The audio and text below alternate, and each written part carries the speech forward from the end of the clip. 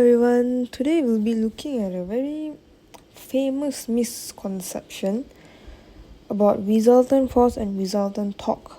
As in, what's the difference between the both? So let's look at this question.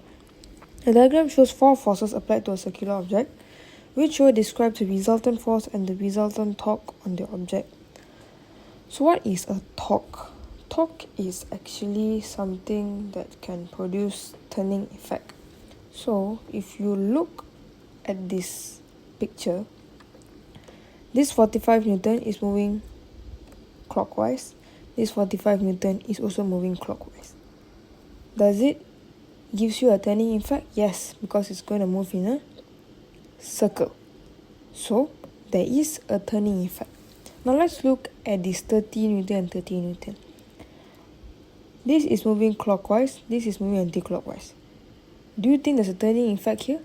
No, because one has a force moving anti-clockwise, one has a force moving anti-clockwise. Is there a turning effect? No, in the end it's not going to move.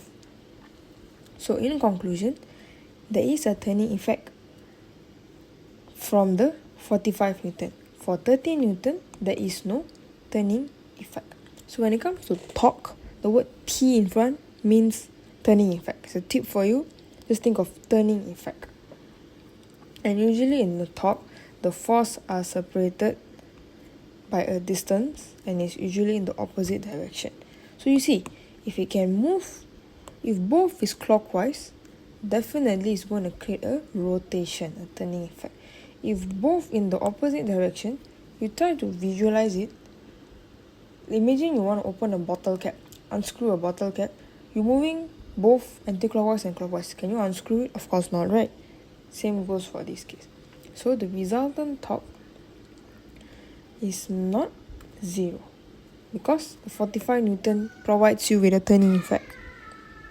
Now what about the resultant force? Is there a resultant force? Okay, let's check. This 45 Newton force is acting in opposite direction. What happens? It will cancel each other out.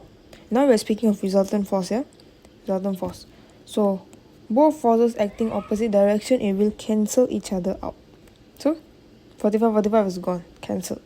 How about this 30? You add these two force. Both are in the same direction. 30 plus 30 give you 60 Newton. Therefore, is there resultant force or is it 0? There is resultant force because 30 plus 30 gives you 60. So this is how you solve torque and resultant force question. Resultant torque and resultant force. Do not get confused. Torque is more of a turning effect. Resultant force is a normal force question. Imagine here you have a box. Here you pull 6 Newton, here you pull 6 Newton. Cancel out, right? But what happens if you pull both sides 6 Newton? It will give you a resultant force of 12 Newton. So what will be your answer? Both is non-zero, right? So since both is non-zero, the answer is A. So that's how you solve this. Turning effect is torque. Resultant force is like this. Imagine you can just draw a box in exam if you get confused for resultant force. So that's all for today's video. Hope this clears your confusion and makes you understand better. Thank you for watching.